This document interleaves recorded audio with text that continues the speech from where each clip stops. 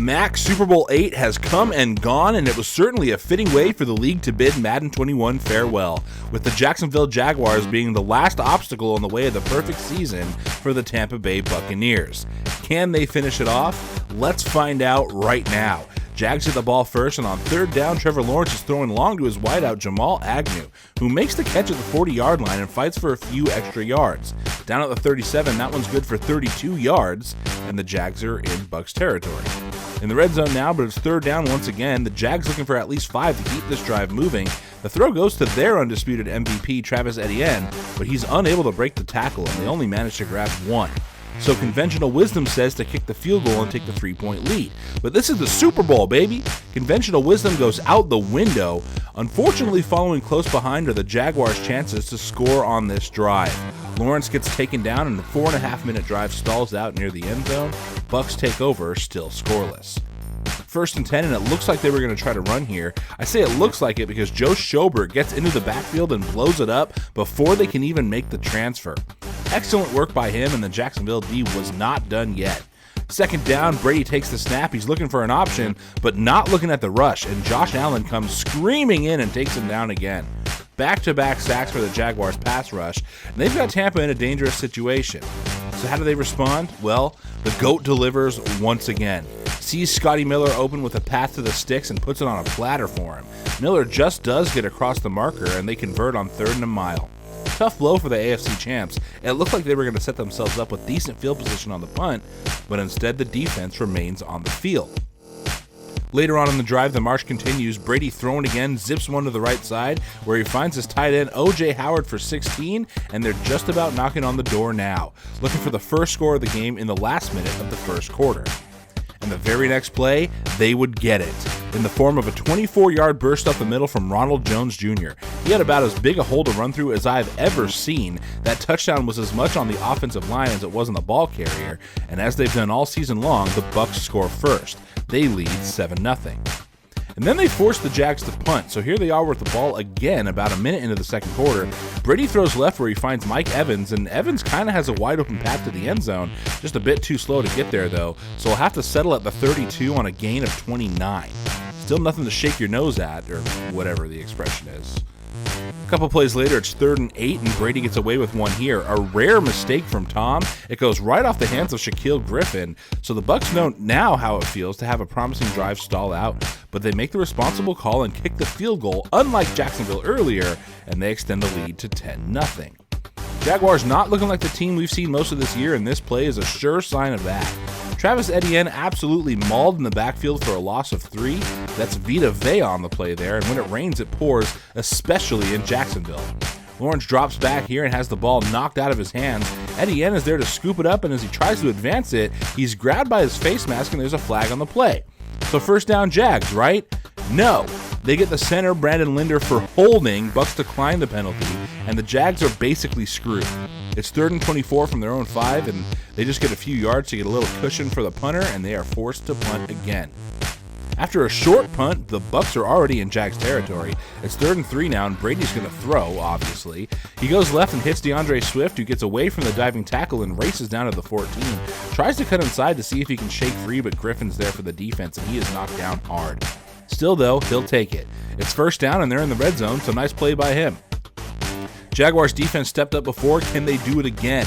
It's a run on 2nd and 10, and he's stopped at the line there by Trey Herndon for no gain. So can they do it one more time and make Tampa settle for 3? In short, yes, they can. Fantastic coverage behind the sticks. Brady's got nowhere to go with it. He rolls right, but he's no threat to run, so no one in coverage bites, and the pursuit catches up with him just behind the line of scrimmage. So another example of the Jaguars defense bending, not breaking. The Bucs tack on 3 more. They lead 13-0. A minute 48 left in the half, and the Jags are backed up again. 2nd and 24 from the 8, but this time they have an answer. Lawrence back to pass in his own end zone, and he gets it to Agnew, who takes it 43 yards to about midfield. Knocked out of bounds at the Bucs 49 with a minute 42 left. A few more quick ones like that, and we're looking at a one-possession game. Or how about just one more? DJ Shark, not to be confused with SJ Sharky, the hockey mascot, makes the grab in the middle of the field and takes that baby all the way home for the score. Just like that, the lead is within reach. Jags do not get shut out for an entire half, and the score moves to 13-7. Bucs are still in front. Jags force a somewhat quick punt, so they get it back with 26 seconds left, and now they've got a shot at a lead going into the half, which seemed unlikely just 2 minutes ago, but now it's definitely feasible. They run on first down, and that's not as weird a play call in that situation as you might think. We've seen Etienne break long touchdown runs many times before, but Tampa had that one sniffed out, and it goes for only a gain of 7. Second down now, Lawrence is going to throw for it, and he goes deep over the middle, but he is picked off by Jordan Whitehead, and that's the exact opposite of what Jacksonville needed. He takes it back to the 19, and now instead of looking at a shot at a lead, they're looking at an even larger deficit, and they started the game with the ball, so they have to kick to start the third. This situation just took a sharp turn for both of these teams. So Tampa takes over. This is the first play of that drive, and in a very charitable move, they give the ball right back. That's Trey Herndon with the pick, and now Jacksonville can at least breathe a sigh of relief in that they won't be scored on again before the half ends. We would have liked to have added on, but considering the alternative, a one-score game is acceptable, and at the half, Tampa Bay leads 13-7. Just 2 quarters are between them and perfection. They start the third somewhat conservative at 2nd and 5, and they're running for it. They come up just short, so on 3rd and inches, they would do this. Brady is not going to miss a man this wide open on a go route. It's Scotty Miller, and Scotty can scoop. Makes the catch just inside the 40 on a perfect lead by Brady, and a minute into the half, the lead expands to 2 scores. They do go for 2 and don't get it, though, so the lead only expands to 12, and the Jags get another glimmer of hope, slight though it may be. The score is 19-7 Bucs instead of 21. Jacksonville has it now on 3rd and 2, and if Lawrence can throw like this for the rest of the game, that glimmer of hope becomes much more real. Absolutely perfect placement to Philip Dorsett outside the numbers, and he comes down with it. It's a 24-yard grab, and the Jaguars need to move like this a few more times if they want a shot at the comeback. Next play, similar result. Takes the snap and throws to his left side where he finds his tight end Ace Spades. Been unusually quiet thus far, but that one's good for a gain of 27, and Jacksonville is in business. 3rd and 1, and they're in the shotgun. They've been moving the ball through the air almost exclusively this drive, so it stands to reason that they'd finish it on the ground. Trenton Cannon, the 3rd-string halfback, takes this one and gets the job done. A 13-yard burst up the middle, and the kick would be good. So the score is now 19-14, and the Jags find themselves in a situation where a touchdown gives them the lead, even if they miss the PAT or don't convert the 2. That is if they can stop Tampa Bay. They've had mixed results with that so far, but put this one in the good result category. Deion Buchanan reads that one and returns it to the 25, but they did have to settle for 3 on this drive. They weren't really able to move the ball at all, so now the deficit is just 2 points, and Tampa gets the ball back. And we're right back where we started at the Bucs 25, but this time the Bucs were more careful, and it results in a monster play. Brady just gets the ball away before he's sacked in the backfield, and somehow Jace Sternberger tracks it down and makes the catch, and then he goes absolutely nanners with the yak. That stands for yards after the catch, and he's going to have himself a feast of them. 39 to be exact, as it goes for a gain of 41, and a split second was the difference between 2nd and 17 on their own 18 and 1st and 10 on the Jacksonville 34. Bucs once again coming out on top of a swing situation. 2nd and 7 now, and they go back to the big tight end Sternberger again. He makes the catch just across the 20 and turns upfield, but Tyson Campbell is able to make the desperation attempt with the dive tackle, grabbing him by the ankle and taking him down before he can yak it up again. Bucs took a penalty that kicked them out of the red zone, but they didn't care. They were going for it all anyway, and Brady's throw to the back of the end zone is right into double coverage and is picked off. Trey Herndon for his 2nd of the day, this one undoubtedly bigger, as it gives them the ball with just over a minute left in the 3rd and the chance to take the lead with any offensive score. Huge play by the Jaguars safety here in the 2nd half. 3rd and 8 now on the 22, and well, so much for that. Whitehead with his 2nd of the day, and that's just about how this game went for Jacksonville at this point. It's like a carrot on a stick that they just can't catch up to no matter how hard they try. Bucs take over on the 18 with 9 seconds left in the 3rd now. 30 seconds into the 4th quarter, it's 2nd and goal for Tampa, and they make it happen. Looks like it might not go, but he hate me, just unable to stop Swift with the drive. He takes it in for 6, and that's a tough one to give up if you're the Jaguars. All that positivity they were feeling, bringing the deficit to 1 score, is gone. The kick is up and good, which extends the lead to 9, and the Jags know they need to score at least 2 more times, or they'll have to settle for 2nd place. 3rd down, no choice but to pass now, and this one gets knocked down at the line by linebacker Shaquille Barrett. Jaguars cannot afford to punt here, so they're going for it on 4th and long.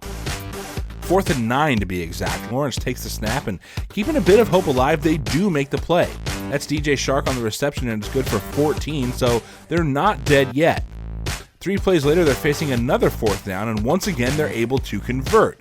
This time to Etienne, who's been uncharacteristically quiet along with Spades, and this team has leaned on those guys hard up to this point in the season, so it should be no surprise that Tampa Bay has made it a priority to keep them that way. That one was a gain of 15, and it gives Jacksonville a fresh set of downs. Unfortunately, this is what they would do with it.